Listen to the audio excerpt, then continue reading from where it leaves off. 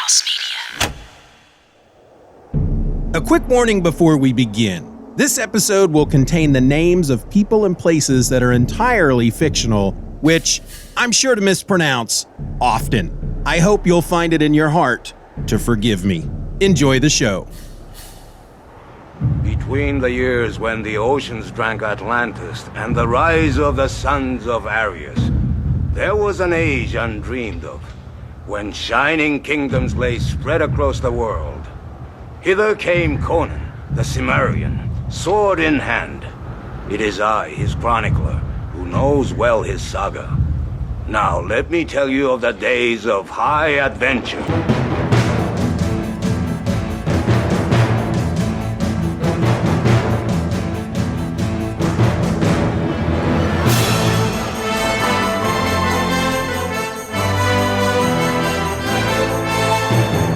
From Steeven Media, this is Hither Came Conan, treading the jeweled thrones of Hyperborea underneath its sneakered feet, one comic book at a time. I'm your host, my name is Steeven, and I am so excited to talk about some Conan comics that I just really can't be bothered to come up with anything clever or fun to say here in the introduction to the episode. So, with no ceremony whatsoever, let's talk about Conan number 5 from Dark Horse. This issue hit the stands on Wednesday, June the 23rd, 2004. It sports a cover price of $2.99, and it is entitled Ashes of a Great Fire. It was written by Kurt Busiek with art by Cary and Thomas Yates, letters by Richard Starkings and Comicraft, and the colors were by Dave Stewart. Into the boat! Previously in Conan number 4. Conan has finally come to Hyperborea, the very city he had left Cimmeria to visit. However, rather than discovering a land of wonders, music, and eternal summer, he found instead a dark and twisted city, ruled by immortal sorcerers, bored by the tedium of everyday life. Sorcerers who enslave the Cimmerian, along with his Aesir companions. With the help of fellow slave Esmini, Conan hatched a plan to escape. But while exploring the underbelly of the city, he stumbled across the secret of Hyperborea, then killed a couple of guards, and wound up on the run from a pride of lions sent by Lord Ashtiana to hunt down and kill the big barbarian.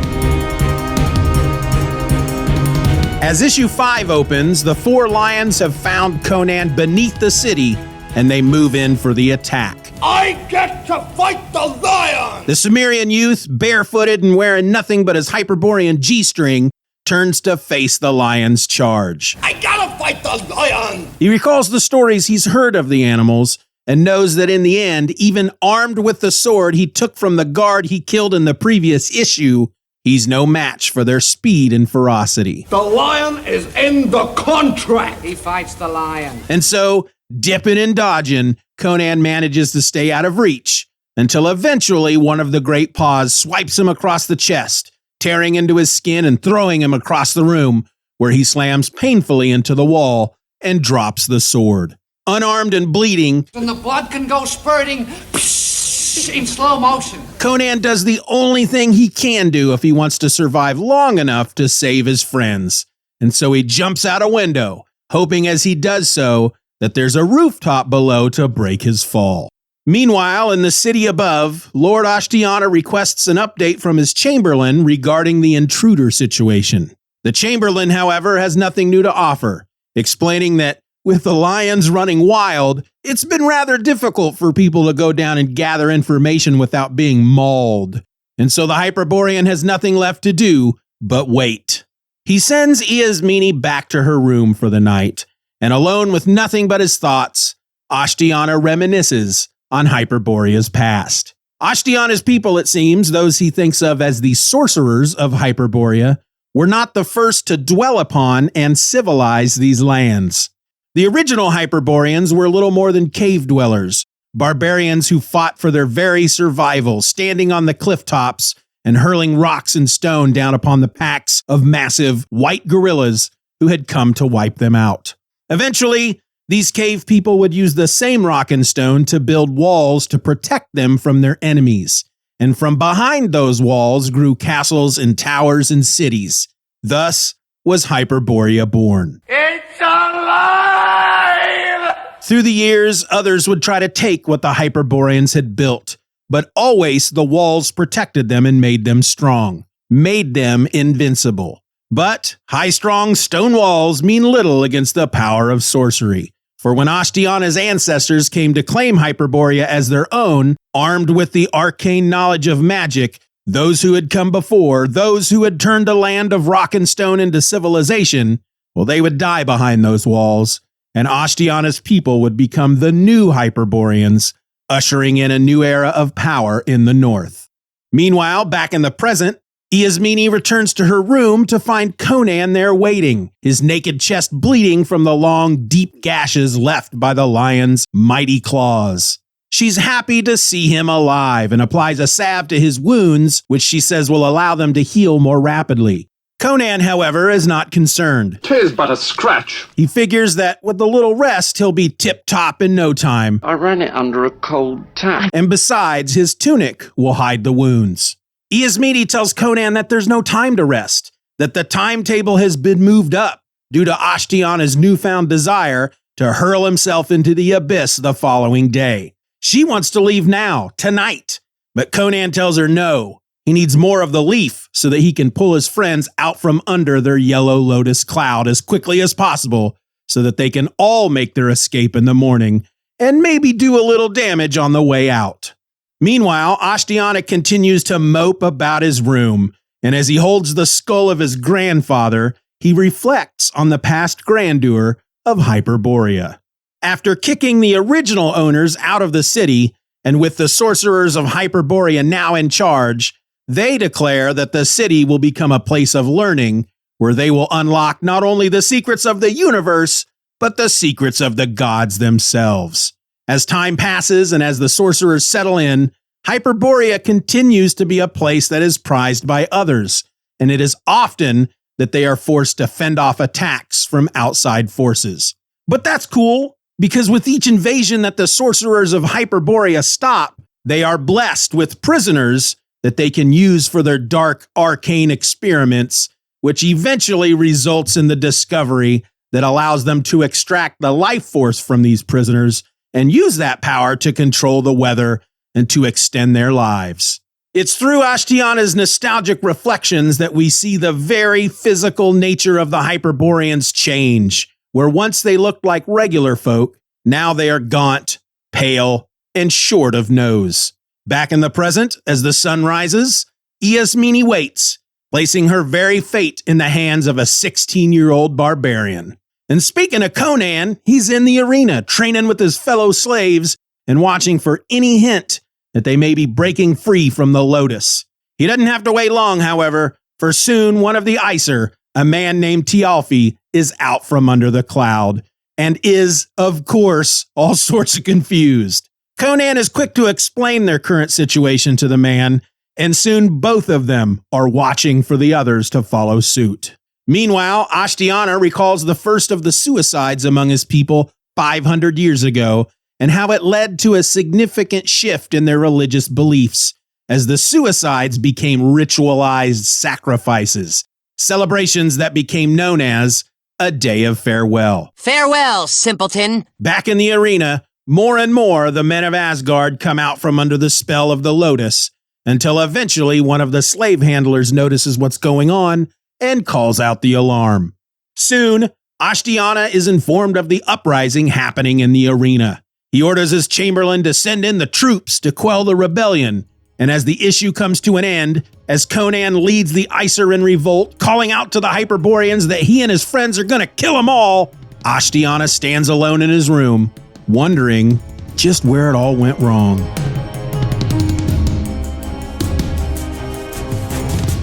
Holy crap, folks. This is where it pops off. I mean, this series has been great so far, but now it's like it just exploded. And going into this issue, armed with the knowledge imparted to me by Kurt Busiek, and of course, imparted to everyone on Blue Sky who read our interaction, I was actually able to get much more enjoyment out of this issue because, I mean, up until this issue, it's like my mind was preoccupied with the Hyperboreans. And He was wrestling with this question of why they were so different from what we got in the Marvel comics, specifically Conan the Barbarian #3 from November of 1970. And I'm sure I've talked about it before, but my neurodivergent brain can sometimes focus on the wrong things when taking in various forms of entertainment. And while that doesn't necessarily stop me from enjoying stuff, it can sometimes muddle or lessen the enjoyment. With this issue, however, once I knew what Kurt Busiek was going for, and knowing that he created these Hyperboreans using an educated guess, basically, that this is what Robert E. Howard might have done with the Hyperboreans had he truly ever fleshed out their culture, which he never really did.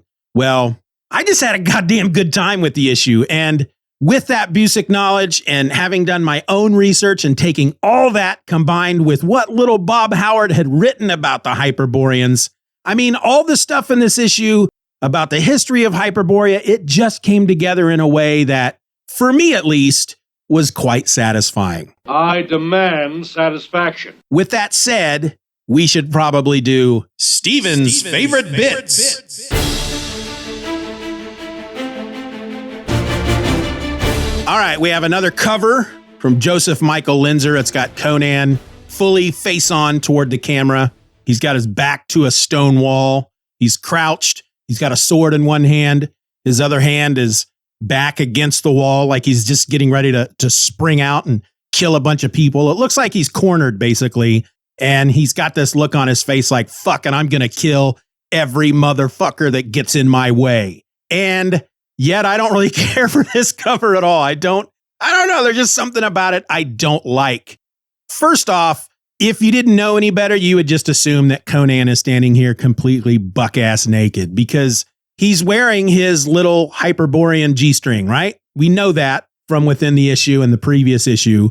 But the way the cover is made up, he's got this big shadowy area over his nether regions. His chest and his nethers are all blacked out in shadow. So everything of Conan you can see is bare skin. And because of that, I don't know, one could assume he's just completely naked. Or maybe that's just me. Maybe that's something I need to think about in the dark recesses of my brain, why I look at this oily, muscled figure and go, ooh, that man's naked.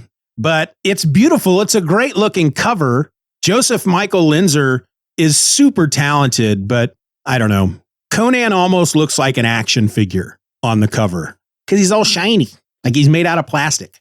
Getting into the issue, we have the scene where Conan fights the lions. He fights the lion. And I really enjoyed this bit because, I think some writers would, given the opportunity to have Conan fight 4 lions, I think some writers would look at that and go, you know what? Conan is a badass, and here's my chance to prove how much of a badass he is, armed only with the sword, practically naked. I'm going to have Conan kill all 4 of these freaking lions. And Busiek didn't go that route. He went the route that seems more real. Conan is a badass, but these are freaking lions, and there's 4 of them. One lion, sure. We've seen Conan go up against a single lion before and prevail, but 4 of them, I don't think so. And Conan does the smart thing here, and he jumps out the window. And there's kind of a good line here when he does so, where the narrator is saying, already his skin was torn, his blade lost, and such was the lion's speed. There was only one hope, and he knew Crom does not answer prayers. And so he prayed to Ymir that there would be a rooftop below. I like that about Conan. He has a god, he has a religion, but Crom is just this crusty old man that sits atop his mountain, and he just doesn't give a fuck about anybody. He's like, hey, you got yourself in this mess, buddy. Get yourself out of it. I'm not going to help you.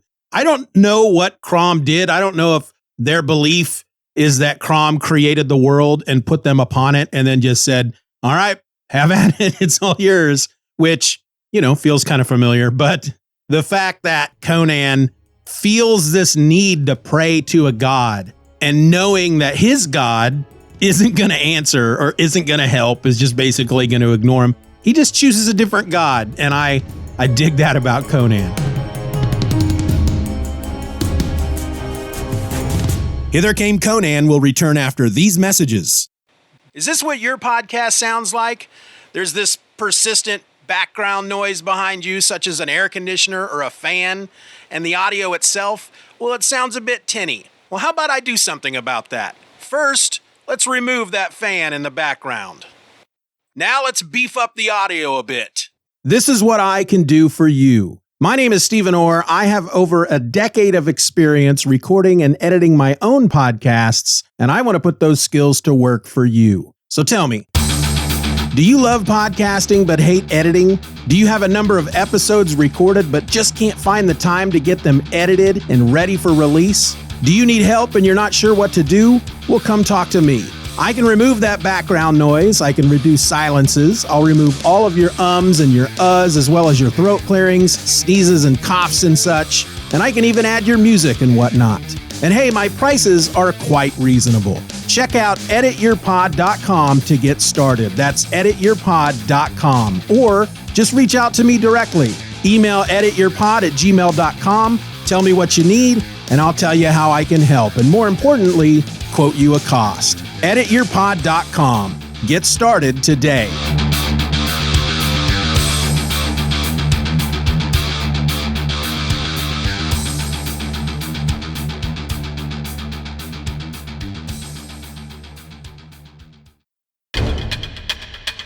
And now back to Hither Came Conan. I love Yasmini in her, I don't know if you'd call it, I guess, slave garb. It's her, the way she's dressed, she's all done up, to be there for her master, Ashtiana. But when we see her outside of her duties, she's wearing a see-through gown. Her hair is down around her shoulders. She looks very sexy. And here she just looks adorable because she's got her hair back and she's got this thing that goes up around her head. So just her little moon-shaped face peeks out and she looks adorable. But I really enjoyed some of my favorite bits here in this issue were all the flashbacks, the historical flashbacks that told us how Hyperborea came to be. And my favorite page so far, because I know there's another one coming up that may make me change my mind, but this page with the great white apes climbing the cliffs, going for these cavemen-like Hyperboreans, and they're throwing the stones down on top of them. This is a great page. The apes look freaking terrifying. If we turn the page, there's a moment after the new Hyperboreans, the ancestors of Ashtiana. Once they take over, one of them is taking off their helmet because we see them storming the castle and their faces are covered. So I don't know, maybe there's a part of us as the reader who's thinking that they're going to look like they look now, but one of the guys takes off his helmet and he's blonde and he's just gorgeous looking. And he's got this cocky look on his face like, hey, ladies, I am here. Let's go do some surfing, moon doggy. That's what he looks like. He looks like a cocky surfer guy.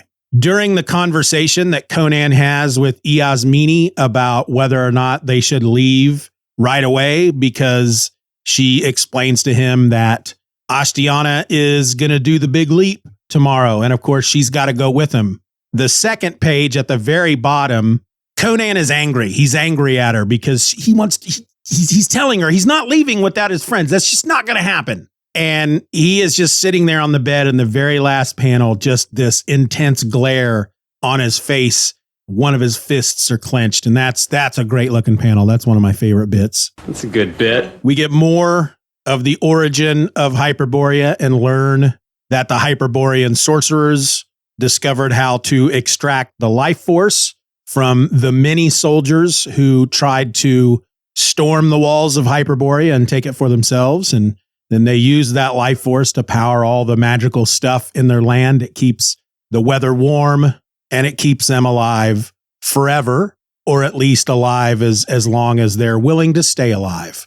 And then we see Ashtiana change from how he looked originally to how he looks now over the years. And he was a blonde looking surfer dude at one point too. They called him the Big Kahuna. But he's thinking back, he's reminiscing, he's feeling nostalgic about the old days and how they found this power by extracting the life force of others. And they have used that not only to extend their lives, because at the time for them, it wasn't just about extending their lives. It was about having more time to study and learn new things and create new things. And despite the fact that they are earning all of this knowledge by sending out their big mutated soldier dudes to steal people from their villages and bring them back to Hyperborea to either become slaves or to be experimented on, they felt that what they were doing was a very noble thing. But now, as he's reached that point in his life where he's just getting tired of it all, that he is wondering if maybe, is that really the case? We go to the arena where Conan is practicing with all the other slaves. He's the only one, of course, that's awake and out from under the cloud of the lotus. There's a really great panel at the bottom of the first page of this bit here where we return to the arena and to the slaves. And it's just Conan. It's just his face, just some more really great art. Conan is wearing his tunic to cover his wounds, the big claw marks on his chest. But the tunic almost looks, I don't know, it almost looks like an afterthought. Like maybe, I don't know. I don't think that Cary Nord forgot to draw it on, but it's just so skin tight that it almost looks like Dave Stewart came along and said, hey, remember, he's supposed to be wearing a tunic. But that can't be the case, because there are other panels where the tunic looks like it's been drawn in and doesn't look like it's just been colored in. I enjoyed the bit where we learn how the whole Day of Farewell came about, that just one of the Hyperboreans one day was just like, you know what, I'm getting kind of tired of this, and leaps from the walls into the abyss. And then as more and more of them start to understand why this guy did this, and they decide that they're probably going to do that too, it ends up being turned into a whole ceremony, and they build this bridge to nowhere for them to jump off of. And as Ashtiana is thinking about this, it dawns on him that, as he puts it, it's only been 500 years ago that the first dude committed suicide. Only 500 years ago. But to him, it feels like eternity, which I guess that speaks to how bored he is. Oh, I get so bored. I get so bloody bored. But we'll move on to the best bit in the entire issue, and that's when the revolt begins and Conan is urging the Aesir on, and they're showing these Hyperboreans why you don't mess with the men of the North. And there's a moment here where Conan has a smile on his face as he's lopping some guy's head off. Crush your enemies, see them driven before you, and hear the lamentation of their women. And the final panel of Conan, as we are, once we're on the last page, the final panel on the page is Ashtiana looking out his window, wondering where it all went wrong. But the panel above it is Conan fighting alongside the Aesir and telling the Hyperboreans that they are going to kill them all. That's probably my most favorite panel in this issue. It's a very nice looking panel. It's very dramatic. You feel this sense of, hell yes, kill these slave owning sons of bitches and get yourself out of there. And then it ends. And you're left feeling a bit empty. All in all, it was a great issue. It might be my favorite of the first 5 so far, if only because we got to see the origins of Hyperborea and the opening blows of this revolt that will get Conan out of this evil city. And again, I've read this before. I just don't remember exactly how it ends. I know, obviously, that Conan makes it out alive. But as far as the rest of them, I don't know if Njord makes it out. I don't know if Yasmini makes it out. I don't know if any of the Aesir make it out. I know that Conan does, but beyond that, I'm really clueless. I'm going into this next issue with no expectations and no idea what's going to happen next, except, of course, that our main man makes it out. I just don't know how, and I don't know what's going to happen to facilitate that. But such a good series so far. This, I think, at least these first few issues, these first 6 issues or so of Conan from Dark Horse, these Cary Nord, Kurt Busiek, Dave Stevens, Richard Starkings, Thomas Yates issues. I think if you had them on hand, and if anybody came up to you and said, hey, I'm thinking of reading Conan comics, where should I start? This is what you should hand them. I mean, what they're doing over with the Titan books, what Jim Zub is doing with the Titan books, they're good, they're great, they're fun, it's great stuff, and I'm loving it. But I think as far as a good introduction, not only to Conan, but Hyperborea in general, I don't know, I think that this series would be a good place to start, or at least these first 6 to 7 issues. And I, for one, am enjoying the hell out of it. How about you? Feedback at hithercameconan.com. And those folks were my favorite bits. And that means I have nothing left to say about Conan number 5 from Dark Horse Comics. Everybody out!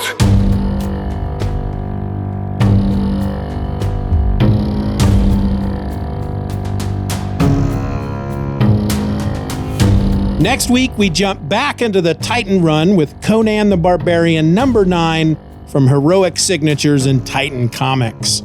It's the start of their 3rd arc. It picks up right from the cliffhanger ending of issue number 8, and it is entitled The Age Unconquered, Part 1, Suffer Not, the King of Wonders. But before we go, I encourage anyone who has yet to give the show a rating over at Apple Podcasts to please do so now, as it does help others find the show. And in the end, that's what we all want, right? More people joining our community, sending in emails, letting their opinions known, asking questions, commenting on previous episodes, and all that stuff.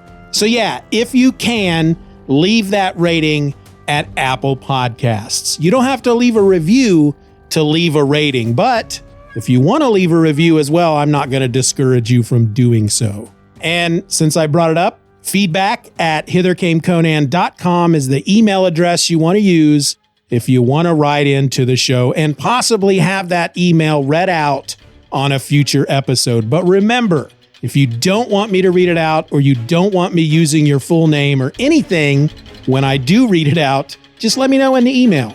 Until then, folks, keep your swords close by, never stop treading them jeweled thrones, and most importantly, be nice to each other. Bye.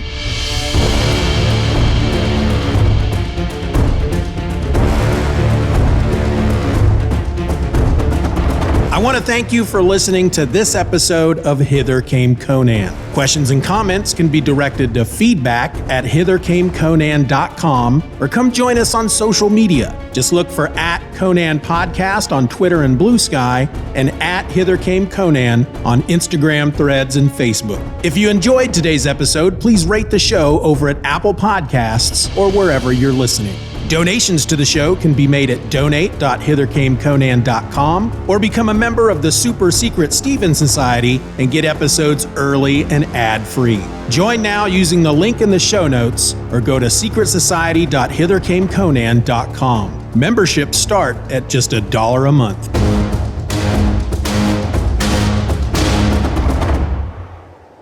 Many wars and feuds did Conan fight. Honor and fear were heaped upon his name. In time, he became a king by his own hand. This story shall also be told. Blah, blah, blah, blah, blah. My cat, one of my mini cats who likes to hang out atop the laptop where it's warm, spend his day, sleep, he's old. He has been sneezing all over my shit, and I swear every couple days I have to take Clorox wipes to this crap, and it gets old, folks. Older than old. Try to get ready. Okay, here we go. Here we go. I can't really be bothered to try and come up with something clever or even fun to say here during this, the introduction part of the episode. It sports a cover price of $2.99, and in it, it was written by Kurt Busiek with art by Cary and Thomas Yates. Yates, never had a chance to love you. I only want to be around you as you do your artist stuff. That was not creepy at all. It was written by Kurt Busiek with art by Cary and Thomas Yates. Fake sting. ruled by immortal sorcerer. As issue 5 opens, the 4 lions have found Conan beneath the city, and they move in for the attack. The Cimmerian youth, barefooted and wearing nothing but his It's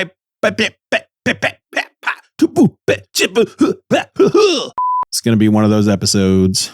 This is going to be one of those episodes. You know why? Because I actually recorded it yesterday, but got interrupted and never got to finish. And rather than go from where I stopped, I decided to delete it and start right over. Cause I'm a dumbass. A dumbass. A dumbass. After kicking the original owners out of the city, and with the sorcerers of I just don't think I can move through life knowing that a guy named Steeven did this to me. How could you let this happen, Steeven? Your podcast sucks. Enough talk.